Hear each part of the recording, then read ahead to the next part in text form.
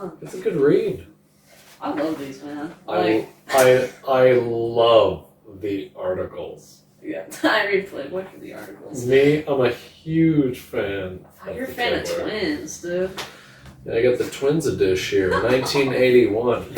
Take me back to 81. Damn, I love the. I don't know. It is pretty though. The layout and everything is really pretty. Even the ads are better. You know, like this ad of a motorcycle. I kind of want to read about that motorcycle. Yeah, the layout is so nice. It's not screaming at you. Same with the liquor ads too, like this Tanqueray. This isn't a great example. Shit, this one has an interview with Stephen King in it. Whoa. That's interesting. That's pretty. What year is that? 83. June 83. I love this one. I haven't really spent a lot of time reading it, but So let's do the math on that. My parents were born in 67, so 83 they'd be 16. Right, 81 he would be 14. Right, so that's kind of interesting to think about. My parents being 14 years old and this kind of being their youthful teenage years. I don't know. Well, maybe Playboy's not really though. Well, maybe for my dad. I don't know. Oh shit! An OJ ad. I got an OJ Simpson ad. OJ Dingo. It's for boots. You don't have to go west to go western. Take it from OJ Simpson. The way I see it, the western look is for everybody. Just start off with the right foot, or just start off on the right foot in a pair of Dingo boots. Because nobody puts leather together like Dingo. Dingo boots. Let's get a quick. He's got 3 legs. He's got 3 legs because he likes Dingo boots so much. He grew another leg. Is that a dick joke? Oh shit, I didn't even know. Is that a dick joke? I don't know what that means. He's got 3 legs? That's crazy. If OJ it is, Simpson. that's fucking hilarious. I really hope that's what they meant by that. OJ Dingo. I don't think any black guys in 81 were wearing cowboy boots.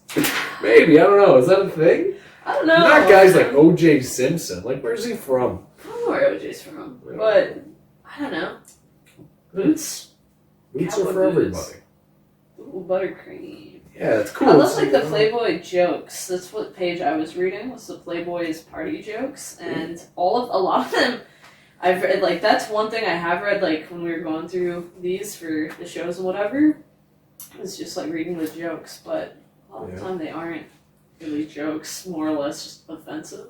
Well, yeah, I look at it for the jokes too, and the articles, and here's actually how to play pool. Yeah, these things are pretty interesting. It's funny how I got these too. You know the story, but I went to a garage sale, and at the garage sale, the guy basically he collects things. Toot and holler. Well, yeah, it was toot and holler. Toot and holler. You gotta set the stage for the toot and holler. My favorite holiday of the year. Okay, so important to New Tech, so important to Tottenham. Right. Toot and holler is basically just when every person in town, puts on their own garage sale. And, not every, most of the houses in town. You get fucking 50, garage sales per street. There's something about smaller towns too that just have doper shit. Anytime I've driven through a small town and there's a yard sale or an estate sale, especially an estate sale like that, you gotta cancel plans for. Oh my god, it was so much. I would never wake up this early, especially at the age I'd be running around doing this shit. But I would wake up at 6 a.m., prep my bag, get on my bike, make sure I got my tote I carry along with me, and just hit every fucking garage sale in town and hopefully find some cool shit. But basically this one guy had a very special garage sale where he collected things all year round, and it was to support, he had a Doberman rescue. So you met him, didn't you? I don't think you so. You didn't meet the Doberman rescue guy? I wasn't at this toot and holler, but I don't... His name, my dad's friend though. Maybe. Wasn't the dude that showed up in all leather? No. But anyways, we went over there, and he had 2 crates full of old Playboys And I was like, holy fuck, that's pretty cool. And they were making the jokes, yeah, I love the articles. And I was just like, okay, old guys, nobody reads this shit anymore. Relax, it's just tits. But anyways, I picked them up, $40, and I have, 60-something Playboys and Penthouse magazines. So it was such a crazy collection, but it's... You thought they were going to be like, you thought you were going to make bank off these. I could not sell them for the life of me, and I'm glad I didn't, honestly, because they're pretty cool. They're cool to have around. And, like, I think the one thing that is cool, and, like, each one, like, it's interesting because they do have stuff that is relative, obviously, to what was going on. I feel like with this, you get a better feel, I think, for, like, what the mentality was. Of, like, the everyday man, right? And, like, what was socially acceptable. You know what I mean? Yeah. I don't know, like, obviously... Like, even just looking at the electronics that they had and, like, the promoting, like, this... too. The ads ads and everything. CD player, the future. Right. No game. Ooh, Body by Soflex. Right? It was pretty cool. It was actually kind of a lot of fun to read. Puerto Rican white rum. I see a lot of white rums drier in there. But no, these things they're really cool to kind of have around. Yeah, cool. And I love the articles. Okay, you said that 5 times now. Well, I think we should address, where we're sitting. For our longtime viewers who've been here since maybe episode 1. We're on episode 9 right now. Welcome to the North-South Presents podcast with Connor Rideout and... Yasmin Morrow. Yasmin friggin' Morrow. All right, but we're on these brand spanking new, beautiful couches. I got for $45. $45. For both. Yeah. That was a flat rate. No, we're finally in the new space. We got a brand new house. This is the office room. We're super stoked about it. Couldn't be more cool. Yeah, we've been saying this consistently. It's just so nice to enjoy the space you're in. And just feel, I don't know, it's you don't really realize how much chaos you're in until you're not in it. Yeah. All right, we spread out our space so much more. It's just us living here now. We don't have, an extra person in the house, even though, Tyrone was great. He just didn't take up that much space, but just, I can walk around naked. I don't have to worry about nobody. Yeah. Well, it's just, I don't know, I just always felt like even though he was, like, so to himself, I almost felt weirder about it, just because it was, like, I always felt like I was intruding in a way. Mm-hmm. You know what I mean? Not always, but, like, Well, it's not like we hung out or anything, so whenever we were in the same room together, it was kind of like, oh, hey, what's up? Oh, that's good, okay, good to hear. Well, it's like the weird thing was, like, if we all, like, kicked it and, like, actually knew how to read each other, it would dinner be a lot, together ever, something. Yeah, it'd be a lot more, it would be easier to, I think, like, know where the vibe is. Yeah, 100%. But, he's doing great. Regardless, it's just going to be... It's better for everybody. Tyrone and Anna are going to take over the house, and we got this beautiful new place, and you wouldn't believe what a relief it is to wake up to sunlight. Dude, well, yeah, I don't know if people really realize we're in a basement. Like a dark basement. No windows, except for, like, the, like, legal windows that needed to be there. It was quite dark. And, I kind of embraced the dark, because I figured... I slept in the dark, like true darkness, and I woke up to darkness, and I figured that's the only way I could sleep now, it was just like in dark, deep black. But now, like sleeping with like a little bit of light coming in the room, waking up to light, and being like, oh. Well, no, it definitely like helps with your natural waking up cycle. It makes so much easier to wake up. Yeah. So much better in the morning now. It's crazy what a bit of sunlight hitting you in the face will do. Oh yeah. Juanit loves it. Juanit, you want to pull him onto you just so everybody can see? He's chilling. He's chilling. Oh, him and his hog. Yeah. He's got a little hedgehog. He's trapped in the room with us right now. Yeah. He's a total sweetheart. He's loving the sun, and that was the other thing too, is just feeling kind of shitty about like having a pet, and then the pet like never gets to see anything. Yeah. And first couple months, he'd just be like running around the basement. There's not really that much to do, but now he's got 2 flights of stairs. He loves just ripping up and down, and he like waking up to him just staring out the window in the morning. It makes me feel good. I'm like, fuck yeah, I want to eat, you know, like live your best life, dude. Oh. And he's definitely, I don't know, he's got good energy. Yeah, he's in a good way. Yeah, He's in a good way. it's nice. I mean, it's just the entire house. We have so much more space for us to like, you know, give us each other space, and then at the same time, you know, we have all these communal, you know, little spots where we can chill. And like, fucking, how cool is this little setup? Yeah, dude. Right? And like that's the other thing I was saying to you is like it's so nice to like start like decorating and putting the stuff you want into a house so it's more like to you rather than just like okay, we need a dresser right now, so here's this one we found in the street. Well, just like not that there's anything wrong with it because we did find a banging dresser most of in the shit, street, but it wasn't like destroyed. But you know, it's just nice to like have a theme. And most of the shit I was bringing into the house was just like all hand-me-downs, you know. Well, fucking moved in there when I was 18, 19, and I'm just gonna take whatever I can get, and I'm not gonna replace anything because I already got something. But this gives us a good reason to kind of get rid of the old and kind of bring in the new. We got like, I love these couches. I think they're so cool. Yeah, that was such a steal, man. I got so addicted to Marketplace. My piece of shit father thought we couldn't fit these in the back of the CRV.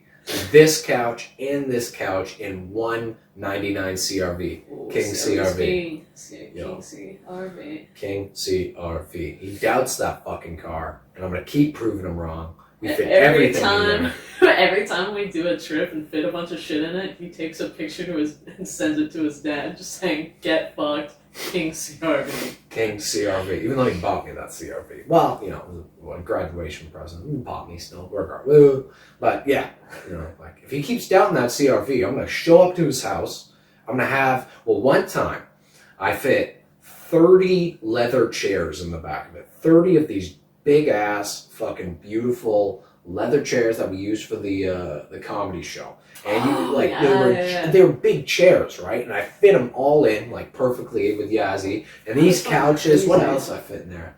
One time, this dresser, all the dressers, 100-pound punching bags, no, 150-pound like long punching bags. I forgot about all the shit, dude. That's like such a crazy thing. It's just, and I know like we keep saying it, just like, holy shit, I can't believe that was just this long ago, or holy shit, but like the whole like summer of us like going in, like, because we were in a weird way like involved with potentially opening up a new space with this guy, so like, and like that was when everyone, like the first wave of all the gyms closing down was happening, so everything was getting sold and marketed for really we picked up like a whole bunch of tatami mats, picked up a full-size MMA cage, you know, a whole bunch of bags. It was all old shit, but it was gonna be really cool. We're planning on like cleaning it up, you know, make it look nice, and then throw it in that's like and again like with anything, kind of same with the house, you kind of find your hand-me-downs, take what you can get, and then just start from there. You gotta build it from somewhere, right? But it was a pleasure to do that all that summer. Super, super cool. But now we're here and living our best life. What episode is it? Episode 9? Episode 9. Yeah, episode 9 of the podcast.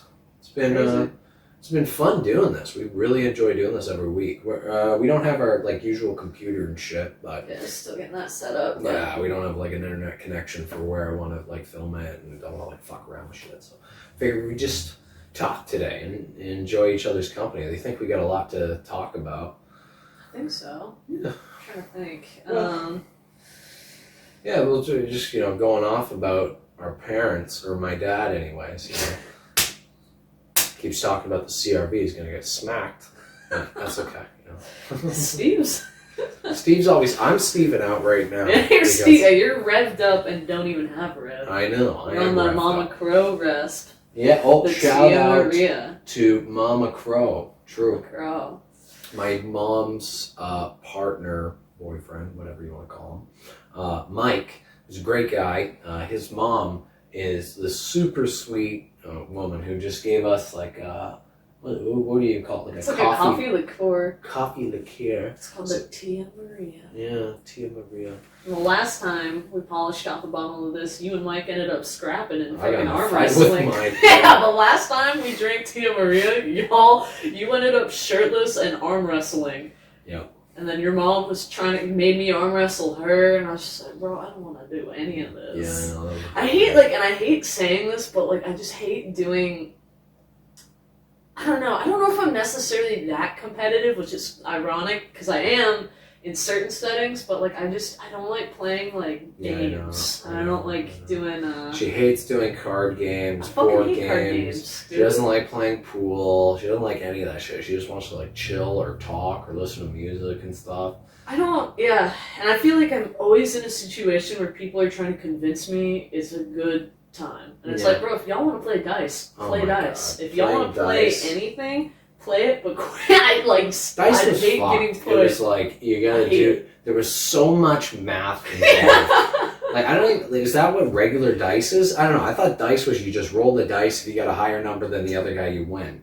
But it was like adding up all these points, timesing it by this and that. Like, dude, you could only do it if you had this many, like, of this number that was up. I was like, what the fuck? I was in special math for, I don't know, at least 3 years. I didn't take a math or a science past grade 11. Yeah. So, yeah, same. You know, I was over I don't know. that. Maybe I did one semester my junior year because I graduated early. What was that class I did in university that just fucking raped me from behind?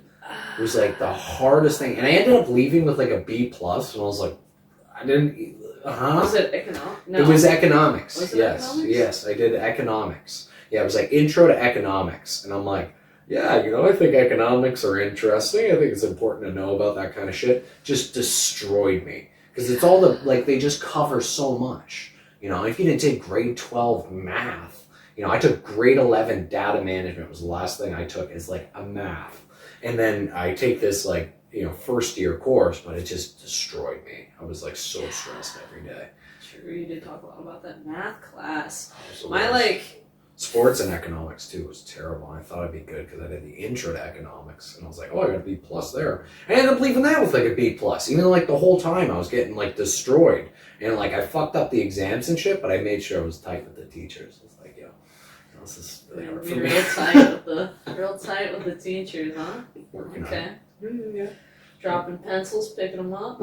Okay. What a sweetheart one is. Oh, he's so sweet. He's such a nice little de-stress ball. Yeah, it kind of just lightens up the whole room a little bit. He's such a star. He's a star. He warms me up from the inside out. Fucking math, dude. I remember my freshman year, my math teacher was geometry, and the only reason he taught math was so he could coach the football team. I don't know how that works, but like he really was just involved so he could coach football, and it was so obvious. And like the only way he would teach class would like he would take the examples, like you know when like you would do the section and there'd be like the 3 examples in the book. Yes. He would just do those problems on the board. So it did give you another example. He just went through the ones that were like extra, show you how to do it. And then the way that we like would grade, so we would all grade our assignments ourselves, and then we would rip a tiny piece of paper off and write how many out of how many we got, like, you know, 8 out of 10, 10 out of 10, the date and your name and the class period. And it was just slips of paper, like literally just corner of your paper, and you'd hand that in. So like it got to a point where I'm like, yeah, I'll settle with an 80. Yeah. I got an 80 on that. Yeah. Well, it's weird, right? When you failed all of it. Oh yeah, and then Yeah. all of our midterms all of our finals were extra credit. So like if you got you've already passed and yeah, so if you got a 60 on your final, that was just 60 bonus points to your grade. so strange. It was awesome. Well, it's an easy way to do it. I remember with one of my teachers, I forgot to hand in a project, and you know, like afterwards, I got my thing. And I was like, "Oh shit! I never handed this in." It completely destroyed my grade. And I walked up to him like, "Hey, no, I did hand this in." And he's like, "You know what, Connor? I believe you because you're honest and you always put the work in." And it just made me feel so bad because I didn't do the project. I know I didn't, but I tried convincing him that he just lost it. He just gave me a mark for it. That was Mr. Egan. Mr. Egan was the man. Mr. Egan was a good man. He tried hard, right? And he made math interesting. I actually, for one of our projects in data management, I had to basically, like pick something in society and basically, create data around it and like whatever, like make a list or something along those lines, or give some sort of like point of reference to like better understand the thing. So I chose the featherweight division in the UFC, and I basically created my own rankings based on like this point system and like how their past fights did, and then compared that to the current rankings as to how people should be ranked. And then from that I made like all of these other inferences about like what age means to how you're becoming ranked, and like if you fought in other divisions, or like what your past fights meant based on how you were winning in the rankings. I don't know, it was kind of interesting that way, but it was mostly I think about age in the grand scheme of things. But it was right when like Conor McGregor was kind of at his peak in the featherweight division, and yeah. What was the age? The average age for like from top to bottom, I think it was like 31 was the peak, something like that. I feel like it's been discussed a few times now. Yeah, so anyway. And it made sense that way. I was like, okay, this makes sense. But it was just the one division. Like if you go into heavyweight, they get older, right? Yeah. And if you go into, I think, the female divisions, then it gets younger. So it was something along those lines. Maybe I was wrong, but.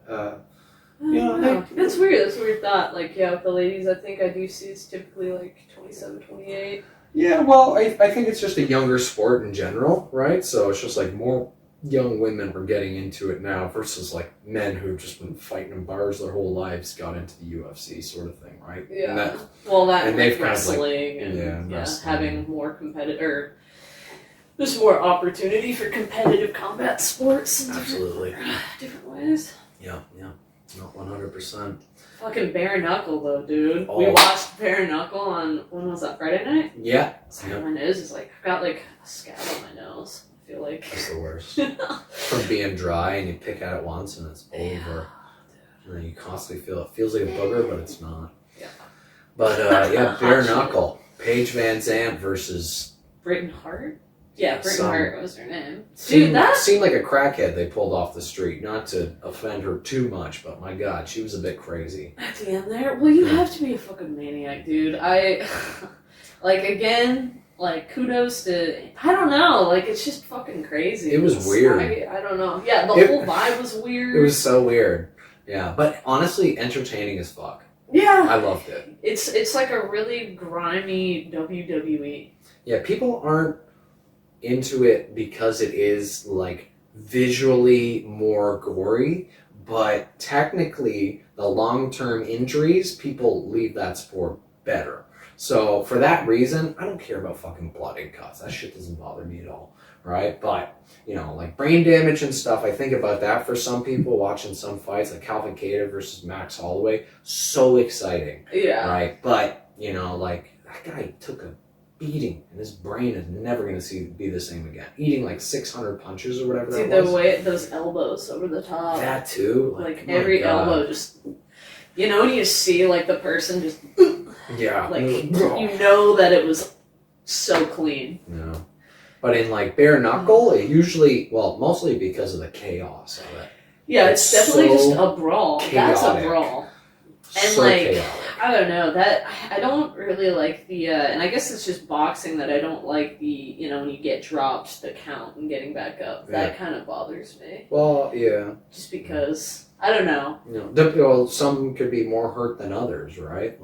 They get up and they're still it's just should he really be keeping fighting if he looks like that? Yeah. I don't know. Fuck that one chick. Actually, someone we mentioned in our earlier I don't even know. It might have been our first episode we did about the Fusion Fight League. Marnie's chick who showed up. Yes. Yeah. At the end of the Britain Hart Paige Van Zandt, the chick that we showed in the first episode with the dumb bandaged top, who was all bandaged up. Yeah, she was at that fight and fucking stormed the stage when Britain Hart was doing her hit her with a bottle and started screaming and stuff. Yeah. Jenny Savage. She was acting savage. Wild. Yeah. Bret Hart's like post-fight interview was one of the strangest things I've ever heard. She's like, I am here. I am here and I'm a feeling. I don't get hurt. I'm just a feeling. No. She was just talking about how, like, Paige and whatever is broken people, but you can't break me because I'm not a person, I'm a feeling. And when I'm here, you will feel it. Yeah. It's like, rock and roll, man, okay? And she's like, how'd you know you were, like, doing as well as you were against Paige? And, like, when did you feel like you caught your rhythm? Or whatever he asked about that. Like, well, she would do this thing where she would just go. She would do this big... And then I knew. And I was just like, what? Like, I kind of get what you mean. All of it was super strange. I don't know, when, like, I feel like acting so dramatic. She landed a lot of shots. Well, and I mean, like, for someone like that to fight someone like Paige Van Zandt, like, that is a pretty big deal. Yeah. But I don't know, is bare knuckle really gonna, you know? I don't know, is there really any, like, whoa, that's a bare knuckle fighter? Like, does anyone really get that way yet about it? Or is it just kind of like, whoa, you do that? Maybe in the South. You know, I don't know. Like, I don't want to shit on it. It's like, respect to... It's a young sport, for one. It's building its way up. But I don't... It's just... The way that they're doing it, I don't know how respected it can be in, like, the greater martial arts community. Because the fighters that they're getting for it are all basically, like, complete washouts from MMA. They're not even boxers. They're just washouts from MMA. Yeah. Right. Yeah, checking, like... a lot of the records. They're terrible. Yeah. Like, even Bret Hart was like 1-3 or something terrible. And then the chick the other, was that 125? The other 125, Taylor Sparling and all, or Sparling? Sparling, I think, something like Starling? that. Yeah. Starling, Taylor Starling. Sure. And then, like, again, like, she looked really good in that fight, yep. But then you, like, look at her record and it wasn't that impressive. Yeah, so. but you know what? Honestly, it's a different sport, I guess. I think bare knuckle boxing definitely is different, and the reason why Paige Van Zandt lost to, like, a seemingly much worse fighter, right? On, like, almost every metric, she is a worse fighter. Technically, right? But she lost because the other girl was just more chaotic.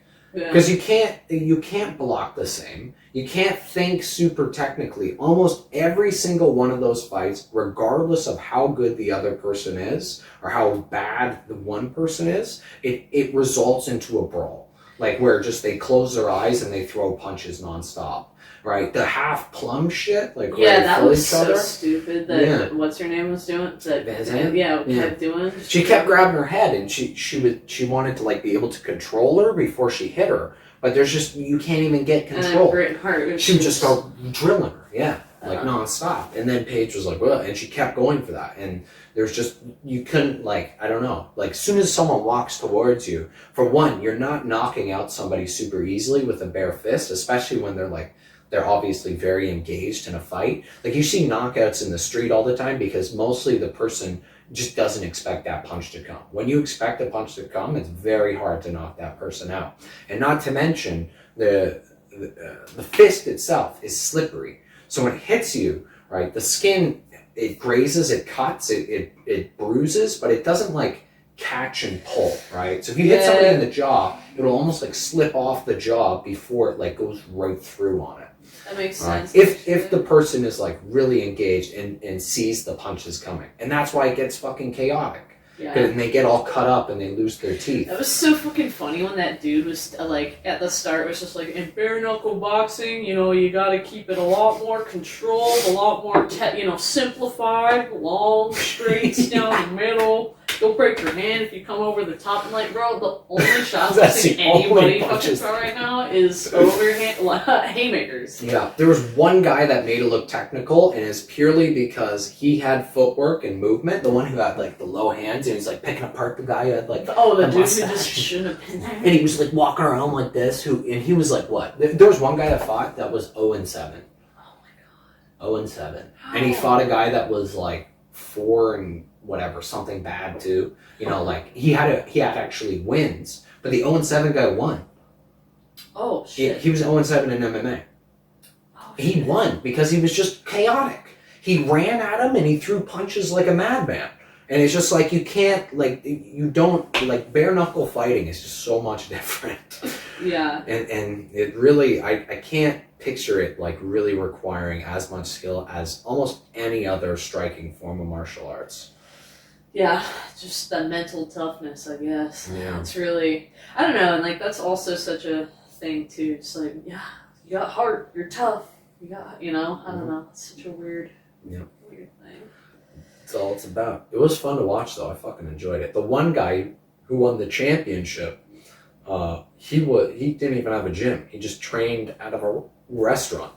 What? And that was like a joke they made about him, right? Out of a restaurant? I didn't catch that. He just didn't train. He was just like a guy that worked at a restaurant. Oh. And that's all he did. Like an independent fighter? Yeah. And he won. Just because he's a fucking brawler. And the other guy he fought was like an actual fighter. Do you remember that one brawler that was on the first Havard card that you did? Which one? The Super Punch? No, that guy was a survivor. He went. He drilled him with the. God bless that guy. He was traumatized. He shouldn't have been there. Oh, are you talking about the guy who had like fetal alcohol syndrome? No, I don't remember that fight. I remember you telling me about that guy at Wayans, but I don't remember his fight at all. That's my assumption about No, the one guy your assumption. Yeah, I don't know. He was like the really skinny dude who was like pacing around at the front. I was telling you about. Yeah, you were telling me about. That's not who I'm so talking funny. about. I'm talking about the guy with the mohawk who just like ran at him and like got split, and then we saw him later at the bar, and he still had the open cut. God! Yes. I forgot about knocked that. out. He was like the short, fat guy. Out. Yeah. No, and he actually had an okay record too. Did he? Yeah.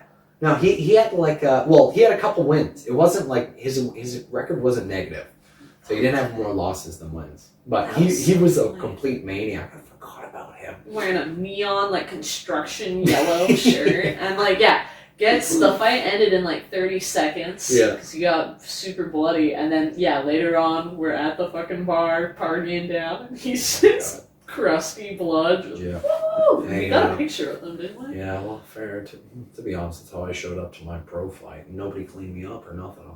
The guy who cleaned the blood off my face at the after party was the coach of the guy I fought. So when I came over to congratulate him, he dipped a napkin in like their jug of water and he started cleaning my face. He was actually a really nice guy. It was the guy who fought Anderson Silva. Yeah. But he was a nice guy. Yeah, what's his name? Something. But anyways, the Haver fight. No, the one guy I was talking about, when I showed up, I was really nervous. This is like when I was still 0-2 in amateur, right? So I showed up and this one guy was like walking around and he was pacing in front of the stage. And he came up to me, he's like, "Hey, are you Jacob?" And I was just like, "No." And he went, "Okay, let me know if Jacob shows up." I'm like, "I don't fucking know you, dude. I don't know who Jacob is." Yeah. And he keeps like pacing or whatever. And he's like this really skinny dude who ended up I find out he was like 1-7 or something as an amateur. And his corner was his mom, who frankly looked like some sort of meth head. She was like really skinny, kind of like sitting in the corner and like crouched down, and like not sitting in a chair, and like not sitting in a chair. Yeah, she's like. Squatting on her tippy toes, floating. Yeah, I don't want to call her a gargoyle, but she didn't look good. Interesting. Well, I don't know. That whole just in a hockey rink. Yeah. The ice dome. Yeah, the ice dome. That was fucking sick. That was cool. Yeah. Little town again. Going back to like just weird little towns that just wild shit happens in, and only I don't know. Montana's great for that, just having small towns with weird shit going on. Good morning, Juan. I don't know if you guys can see him, but he's awake and he's facing the day. But, Ontario's got too many rules. Too many rules. It's not going to get that wild out here. You got to open it up. Yeah. You got to let the people fight. Let the people fight. Not even that, just in general. Like, there's a difference between walking around a small Montana town getting fucked up and what you're gonna get into than, like, if we were to do that in any Ontario town. Yeah, when I took off my shirt and Haver, they did not like that in the bar. So funny. You're Thank God Cody offending Denise. Like, who the hell is Denise? And then Cody comes Deborah or whatever. Yeah. It was It was called, Debbie says to put your shirt back on. Yeah. you gotta wear your shirt in this bar. I'm like, okay. Oh yeah, where is she? When Kobe walked up, Kobe's just like, yeah, where is she? Does she say put his shirt back on? She can come over here and tell him that. Why do you got it? I'm like, boys. I know, Kobe, you wanted me to keep my shirt off, but this fine gentleman right here wants me to put my shirt on. And this is not our town, and I'm not from this country, so I'm going to put my shirt on. Yeah, I had a weird... I offended the bar. Pissed the bar off. Yeah. There's just a bag of onions on our table, I remember that pretty well, just because I remember when that was happening, I tried to, like, separate myself, so I was also just too drunk. So I'm just sitting there with, like, a bag of onions for some reason. I don't know. So odd. So odd. It was a good time, though. It was a good first win. Triangle. Mm-hmm. And it's Braden Tovey. We'll watch that fight eventually, too. Yeah. Oh, no, that was Toby. Yeah. It was a wild time. Yeah. He walked over to us afterwards, 2 hours after the fight. Still in his fight shorts, no shirt on. No shoes. Hand wrap still on. And a plate of, like, greasy They're just like stadium nachos. Yeah. There's that fake cheese and stuff. It's like, hey, man. Very good fight. I just let that way he was holding me. Hey, Braden. Good seeing you, bud. I think I deleted him off Facebook because he commented on one of my sponsorship pictures because I was like curling this, I don't know, it was like a 40-kilo like jug of paint, converted Sue's paint stuff. And I was like curling it and he's like, oh, you're gonna break your back that way. And I'm like, you're blocked. Don't tell me how to lift paint. Because I was fucked up. I was like, I couldn't even lift it. With one arm. And I'm like, he did look fucked, I'll give him that. But whatever. Oh, I remember taking those pictures too. Yeah. Before they remodeled? Yeah. Yeah. Do a full photo shoot in there now. Yeah, looks good in there now. But, yeah, you know, a lot going on with our parents nowadays.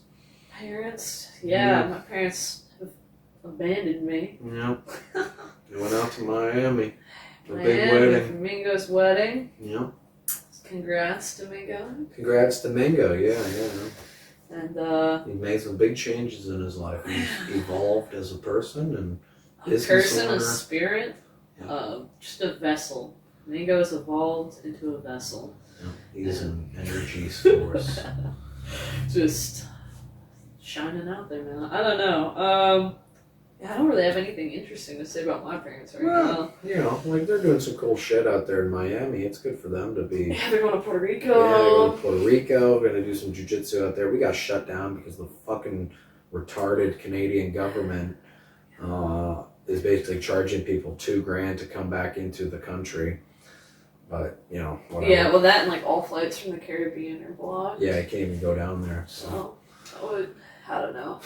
Continuing my saga of being locked into one side of a border. Yeah. Eventually, one day it's just going to be open to go back and forth. We've had a total of less than a year of the ability to cross borders with no stress.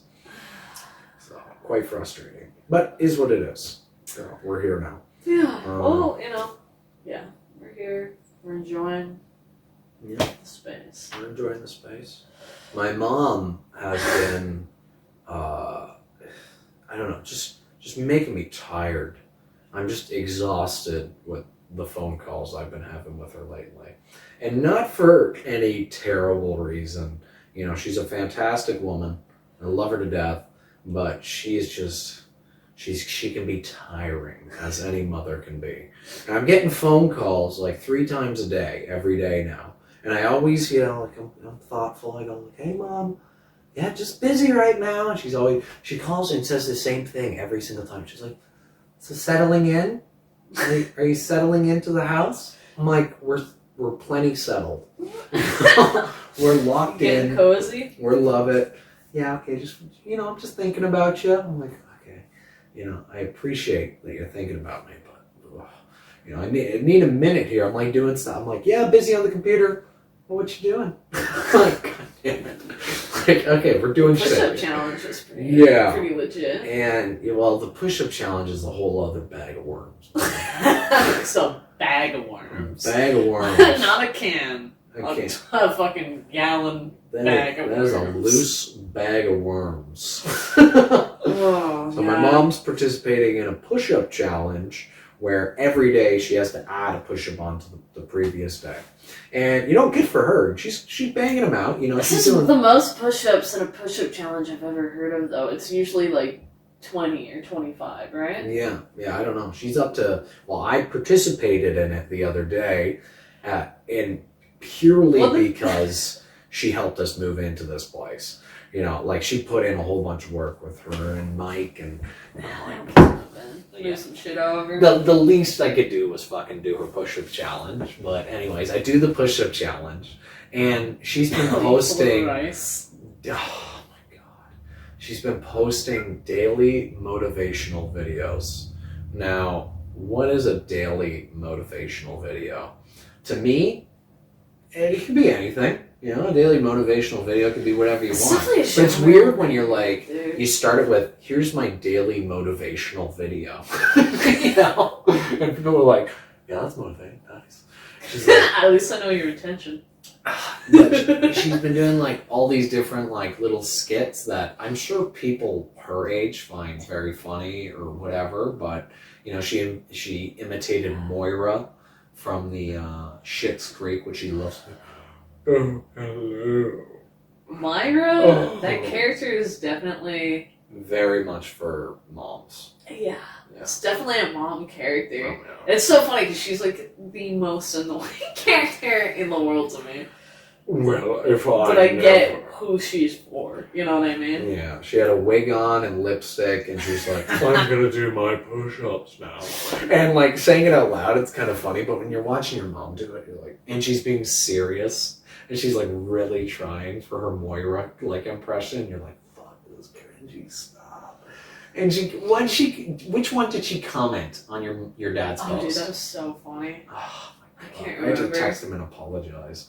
What the fuck was it? It was something about, I don't know, it was pretty funny though. And she like had a big, one comment and then another comment which was linked to her push-up challenge. Yeah, she posted the video in the comments of his like thing, That had nothing to do with it. It had nothing push-ups. to do with it, and nothing to do with push-ups or fitness. And she's like, yeah, well, we're doing the Tara 25 challenge, and we're going to keep banging out these push-ups, and we're not slowing down. You can't stop us. Push-ups, one after the next day. Yeah, I'm sore, but I'm not stopping yet. And here's my push-ups. And I'm not dogging my mom for, like, wanting to do something like that. Because, frankly, I don't know any other moms, except for your mom, that could probably bang out 37 push-ups. Dude, my mom did the push-up challenge too, but it was, hers was like for veterans because she works at a veterans hospital. Yeah, and my mom's push-up game is always insane. It's tight, yeah. That's her exercise. Yeah. She's like, it's because I got shorter arms.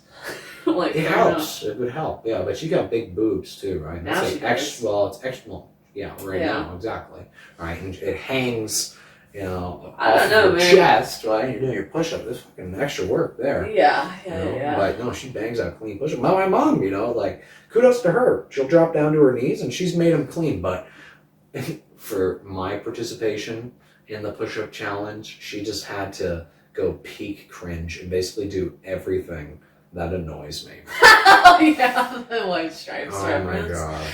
I don't know how many times I've heard that I am third cousins with the singer of the White Stripes, which is Jack White. Yeah. Jack White. Yeah, Jack White. Which it's super funny because I was a huge Jack White fan growing up. Did you know that my mom's sister's daughter's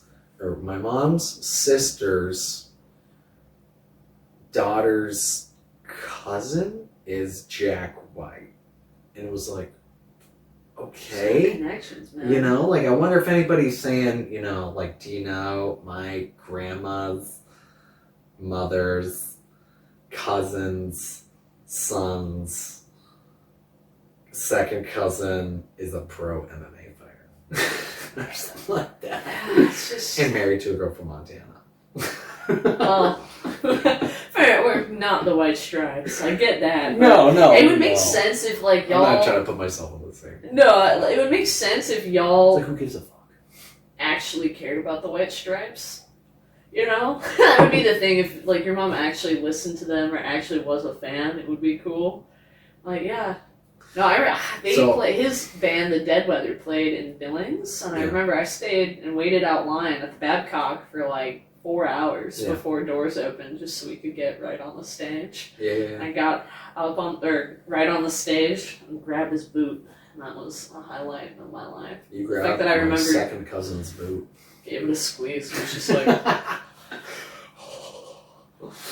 It is pretty ironic that my mom does mention him that much, and you were such a fan. It would be even more ironic if I was related to him. If you're related to Billabalo? Yeah. That'd be insane. But I'm not even really related to him. Like, I don't even think it's like blood at that point, you know? Like, it's like just by the tree. But anyways. Genetics are weird. Genetics family trees are weird. But mine You come from the tree of Donnie McDonald. Oh my god. Yeah, speaking of that side of the family, the McDonalds, who are just like the whitest East Coast kind of family. Donnie McDonald and Ronald. Yeah. Do you have a Ronald? There is a Ron. There's a Ronnie, but his last name's not McDonald. But there is. So I do have a Donnie McDonald, or rather Donald McDonald. Who would name someone that? What an insult to make a person live their life that way. Donald McDonald. It's worse than Ronald McDonald. It is almost, honestly, because it's Donald. Just the same name. It's the same name. My name is Donald McDonald. Donnie sounds kind of cool, though. I think Donnie for short's cool. Ronald McDonald. Now, I know it sounds weird to say out loud. The more I say it, the more crazy his name sounds. Donnie McDonald. Donnie boy. Yeah, it's a beautiful, side of the family. Very kind people, but yeah, I don't know. The Donnie McDonald thing, something went awry there. Yeah. It's clean, just basic white ass like Canadian family. Can't even trace my family outside of Canada. It's crazy to me. Yeah, it's as tight as the East Coast. Yeah, but anyways, to come back to the push-up challenge. So for the push-up challenge, my mom starts by getting me. She has, I don't know when she's gonna post it. Maybe she already has, but she put me on the 50-inch in her basement. Oh, I didn't even. She streamed it from the computer onto the 50-inch where I did my push-ups, and then filmed me and her at the same time doing our push-ups. But she said, okay, we're here for Tara's push-up challenge, and today me and my son, I think we should be doing more workouts with our family, and we gotta be socially distanced with our family. I have my son on the screen, and he's gonna be here doing this. Pro MMA fighter, won his first fight. He is awesome, and then whatever, just like. She gave you a hype. Yeah, and I was like, okay, cool, thank you. And she's like, and today our song of choice is going to be Seven Nation Army by the White Stripes, which is the only song I know by them. She didn't say that part, but I was thinking that. I'm like, oh my god. Okay, so then I start laughing, and I'm like, oh my. As soon as she said the White Stripes, I'm like, are you fucking serious? I knew. And then she broke it down. Okay, it turns out that we're actually related to him, and she broke that part down. I'm like, are you serious? We got to talk about this for the push-up challenge right now. Like, nobody cares. Nobody cares. You ate so much sushi before that. You made homemade sushi, which is fucking awesome, by the way. But there's a huge plate of it. You don't really realize how much rice you're eating until you're like, oh yeah, I just ate 2 cups of rice. Yeah. With fried yam in the middle. Oh, yeah. It was so good though. It was really good. So much salt. You just felt bloated as fuck. But anyway, I bang out my 27 or 37 push-ups. What are you saying? Where did all the salt come from? Just the soy sauce? A lot of soy sauce in it. Oh, you added more soy sauce to it. There was soy sauce in the batter, and I put salt in the rice, right? Gotcha. As you do when you make rice. On most occasions, I think. Yeah, I always do oil and salt. I love oily rice. Yeah, a bit of oily and salty rice. You can be a fat vegan. It's possible. Right? You make it work. But anyways, I bang out my 37 push-ups, and she bangs out hers, and we called it a day. And she's like, wow, you done already? Okay, now you guys go do your push-up, blah, blah, blah. And I was like, all right, thanks, bye. It was rad. It was rad. Yeah, we got it done. Got the work in. Why don't you do a push-up challenge? Me? I've been tagged in push-up challenges and I just don't. I feel like, I don't know, like, yeah. One, I just can't commit to something like that. I'm not gonna commit to filming a video every day. Yeah. It takes a lot of energy mentally for me to like even make a post, and I know that sounds pathetic, but it's just like I get so like overwhelmed with everything that I feel like I like have to sit in complete silence in order to like write something out. I feel like I'm just not gonna do that for something that I'm not. I don't know. Yeah. Well, you gotta put a little work in. Do you finish your Tia Maria? I did. I'm sipping on it. I don't know. Or like, yeah, I'll like write, like I'll make a post on Facebook and then I'll never respond to anything. And I'm just like, why am I like this? I don't know. So I apologize if people reach out to me and it takes me a while to get back to you. It's not because I'm being an asshole. I just have weird quirks, I guess. I don't know. Internet's weird. People are weird. Especially like now, just like the energy to like be active with posting is just so difficult. Honestly, it bores me to do in most circumstances. Unless I'm making a post with like our breakdowns of our well, this is like or, one thing, but it's just like everyday life is just so like, Yeah. Like to make posts, like, I don't know, it kind of like makes me cringe to like make posts of my fights and stuff when I'm not like being super active or like kind of being like braggadocious about what training I'm doing or blah blah blah. But especially like now, because like it doesn't interest me at all to do. I'm like, what is it? It doesn't gain anything. Like I don't care what people think about what I'm doing. Yeah. That's the thing. I feel like a lot of people are kind of going ghost right now too, just because it's so like. If you are training, we're technically like not supposed to, so it's like all kind of under wraps. So like there's like the legality of it, and then like if like say if you have like a legit gym that you're at, you know what I mean. Obviously, you can't really make posts that you're doing stuff in it. Unless you're in Montana. Yeah. Gym's packed. Good for the grindhouse. Yeah. They're doing awesome. They're really like it's crazy to think they like it's full every time. Yeah, and they have the two locations now. It's crazy, like going from the gym burning down to like where they're at now. It seems like That's what Will really should do. Kind of like spread his wings as much as he can. Yeah. Right? Without like losing the energy of what the grindhouse really is, and how awesome it is as a gym, right? And the environment that he's cultivated and built with his family. That's the thing. Like the grindhouse really just has a way of become like it's a way of life, man. Yeah. Everyone there is so tight, and it's such a everyone that like gets involved there like is super involved. Like you want to be there, right? Yeah. You want to be there with the team every day, and you want to get to know everybody. Everyone's interesting. There's no like real heavy click in there. It's just like everybody knows everybody, and it's just good vibes all around.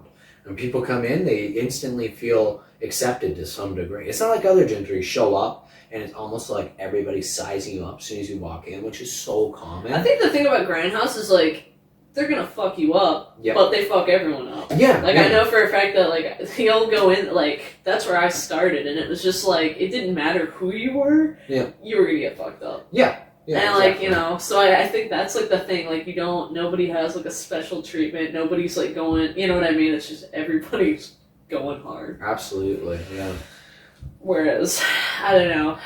There's no and like. I think that and just like how involved all the competitors are with everybody as well, rather than being like the comp team versus like the hobbyist team. Absolutely. So the comp team's still gonna fuck up 50-year-old boy, but he loves it. He's having fun. Man. People love like rolling with the.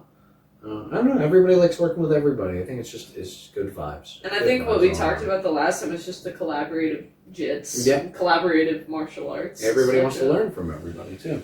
Such an important thing for a space like that. Oh, I can't wait till we can go back eventually. Right? And it's gonna be really cool. All this stuff that we can hopefully share with them, and hopefully they can share with us. I really want to, kind of show them the striking programs that I've been working on, right? Yeah. And try to build up there, and just the little, I don't know, different ways of learning techniques. So not just maybe techniques themselves, but different ways to train them.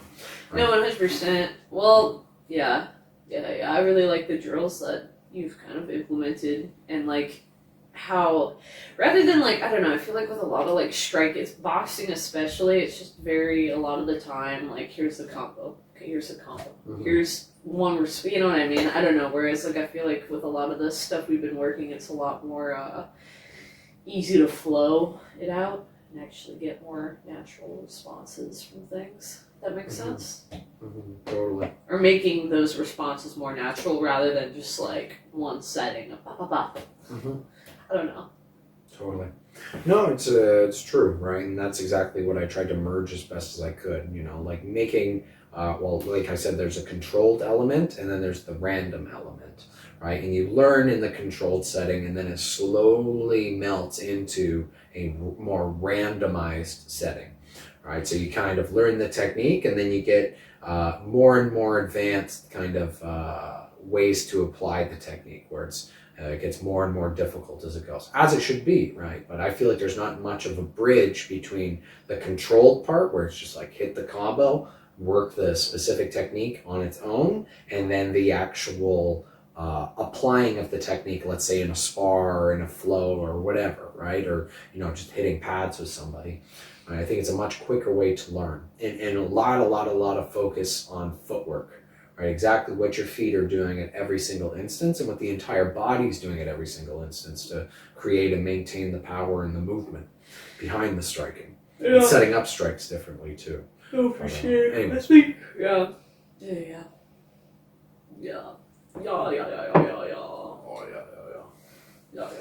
I like the little setup that we kind of built here. I think it's pretty cool. Yeah, a little tray here. Yeah. Oh, I'm stoked about it. Make sure you guys like, comment, and subscribe, by the way. I forgot to mention that at the start, but if you could, it'd be really helpful. We haven't gained much subscribers over this process. It'd be nice to have a couple extra. And I know some of you have been watching consistently and you haven't liked or subscribed. So it would be helpful if you did, and it means a lot to us. But anyways. Not a whole ton else going on. Just trying to set up our lives and whatnot upstairs. A lot of personal training stuff going on, and it's just like, it's such a like, moving out of that spot, just like everything, it's all just become kind of like an end of an era, it seems like. And now everything just seems to be new, you know what I mean? New place, new people. When we're talking about it, feels like we're still on vacation right now, just kind of like rocking out and doing our own thing. Yeah, new part of the city. Well, we lived in that spot for so long. Like, for so long, I just associated living in Toronto with that spot. Yep. So, it instantly feels so much different. Just being up the street. Yeah. We're not even that far away. Shows you how big the city is, though. It's crazy. Yeah.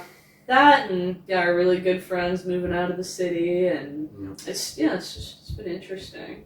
A lot of growth in 2021, a lot of changes, and new steps in our lives, and trying to like evolve from 2020 in a way where we're not like held back by everything that that was so shitty about that year, right? And just kind of become the best versions of us come 2021. Now in 2021. Yeah. I'm excited about it. I think it's good. I think it's good all around, and I think we have some really good plans moving forward. The comedy shows, with doing apparel, with our martial arts journeys, and doing this podcast to kind of keep track of it all and hang out with everybody who finds us at all interesting or enjoyable to listen to some degree. Yeah. The few. Yeah. The few that find us enjoyable. Yeah. The brave. The eccentric. Yeah, the eccentric. Yeah, I don't know. It'll be interesting. It's the way life moves right now is definitely it's weird. It goes through phases where shit's like going really fast, and then other times where it's just, I don't know. I guess that's just life. I don't know. Maybe It's- I'm just a little bit residual high there. it feels a little 1 week at a time for me right now. You know, like every week, it's just like little steps to build towards something bigger, and I don't even know what the bigger thing is yet. Yeah, well, That's the weird part about this. I think that for me, that's where I struggle the most. Is just I struggle staying positive, and I struggle staying like persistent when I don't know what I'm working towards. And it's like I have all these ideas that I want and all these things that I know that I want, but it's just so hard to like, how can I map this out? How can this happen? And now it's just because of that and because of like, you know, restrictions and shit and fucking up the timelines. It's just like, I know like everything I do every day is positive, and I know that it's working towards something will have to come from it. It's just figuring out, being kind of clueless as far as like outcomes go. Yeah. Which is weird. No, I'm with you there. You know, like I have a general idea of like the things that I want to do in my life, and I know I'm on the right path to achieving what I think I want and what I think we want together. And I want to keep building that as much as I can, obviously every single day. But the long-term goal, I feel like, consistently goes from being like very clear. I'm like, I'm going to try to do this. I'm going to try to, like invent this. I'm going to try to, have this, lifelong business that I can build up and like make us lots of money with. And then suddenly, for some reason or another, that idea gets kiboshed, and then I'm not back at the ground zero, but I've just gained all of this like insight and knowledge from like working towards that thing, and it's just like, okay, but maybe it's not. I don't know how I'm gonna apply what I've learned from that yet, but I know I've learned stuff from it. I know it's gonna benefit me in the long run. Yeah, 100%. I think that's kind of, I feel similar in that way too. You know what I mean? And we both, like we have a lot of like skills that we've gained over the years from the things that we've done and we've worked towards, but almost none of it, aside from the stuff in our martial arts where we've been the most consistent with, is like the focus of our entire lives. I think martial arts might be the only thing that stays consistent with us, at least like in my context. I know MMA will always be a part of my life in one way or another, whether I'm organizing fights, whether I'm entering the ring as a referee, whether I'm competing as a fighter, or whatever it may be, running a gym, some sort of brand, whatever. It's always going to be in the background, no matter what, or at the foreground, right? But no, for sure. I think it's just trying to establish one thing that can set us up to be able to do all the other things that we enjoy doing. Yeah, exactly. And like just trying to figure that out. And I think that's where I'm at, is just trying to figure out how make one of those things. And I think you're right. Like martial arts, it's the one thing that I know every day we're gonna at least be in the gym for this amount of time. You know what I mean? Yeah. Like that, and then for me, I guess like writing or when I'm home, I work on bits and stuff, but that's a little different. But yeah, well, exactly. I think your comedy is going to become that to a certain degree, right? On the entertainment side of things, I think we both enjoy entertaining people. We've both always been class clowns, and like just enjoy. I think that's why like people martial laugh arts really works for us too, right? It's a perfect mix of sport and entertainment. Absolutely. For sure. It's something you can really work at every single day. When in other sports, you may need a team, you may need this, you may need that, but MMA is like always there for you. Well, yeah, it's on you, right?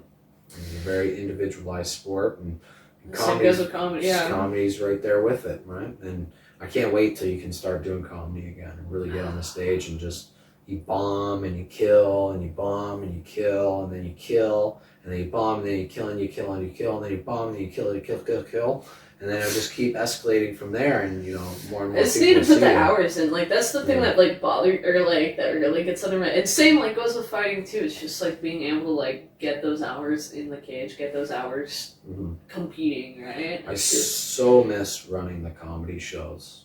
Oh, every part of my heart. Yeah, no, I do too. And just... It was like the perfect opportunity for you. It was always there. You always knew when you were going to perform. You were the regular, and honestly, I can't wait until you have enough material to be like, a very smooth host. And then you'll just be the reoccurring host for the show, for your own show. And I think that would be like perfect case scenario. We just run this shit together. You just have a blast with it. But, like our current venues closing, which is, super shitty. And kick in the dick, for kick sure. in the dick. But there'll be other venues. Yeah, and like anyone in the Toronto area, if you guys know or have a space that you want to run the For Your Pleasure shows out of, obviously let me know. Shoot us a DM, yeah. But yeah, no, I'm right now I'm just really hopeful for the weather to change and hopefully, something will come out of it and we'll be able to at least do some shit outside. Yeah. Absolutely. Same with, I don't know, that and just the borders opening up, because that's really what I feel like I need right now is just the time. I can write as much as I want, I can listen to as much stand-up as I want, but the only thing that's really going to get me any better is just actually doing it. And same goes with fighting now too, you know? Yeah. And so I can train as much as I want, but... Yeah, without the ability to compete, that's when you have your most growth, is when you're really planning on a competition. Yeah. And it's just not available, and it doesn't feel like it's going to be for a little while. But keep our ears to the ground and stay focused and keep working every single day as you should. And, really set yourself up for success by challenging yourself every day, every week, and just focusing on even short-term goals, but having goals, right? Yeah, no, that's for sure. I think open-ended goals are the bane of society in a lot of ways, when people just say that they're going to do stuff. It's like saying it, thinking it, obviously isn't enough. Even just starting it isn't enough. If you don't, say, by this month... Yeah, goals are pointless if you don't have a deadline. Yeah, exactly. That's what I mean. Open-ended goals are the bane of society, right? It's just, if it's open-ended, I'm just going to get it done. Soon as I get it done, guess what? It fucking never gets done, right? Or it never gets done to the way that you want it to get done.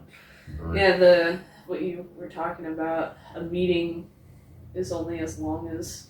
Yeah. A meeting only needs to be as long as you decide it needs to be. Exactly, right? There's a phenomenon with, let's say, work meetings or just meetings in general. If you set a meeting to be 1 hour, it takes 1 hour. If you set a meeting to be 5 minutes, you'll get everything done in that meeting that takes usually an hour in 5 minutes, right? Just because you set the time, right, it really kind of determines, how you fill up that time. People are very intuitive in that way, right? So it's just, you have to be focused and actually know what you're trying to achieve and how long you want to spend on trying to achieve it, right? And obviously you might fail on some of those metrics, but you you just reset it. You don't just leave it open-ended after you've lost it the first time, right? You just move it back and say, okay, by this time I'm going to have it done. And you keep working. You actually really try to achieve that standard that you've set for yourself. That's definitely my biggest struggle is, again, being so interested in so many different things, and it's just never setting a clear line, you know what I mean? This is how many makeup gigs I'm going to get this year. This is how many I'm going to actually do this with guitar. I'm going to do that, you know what I mean? I just...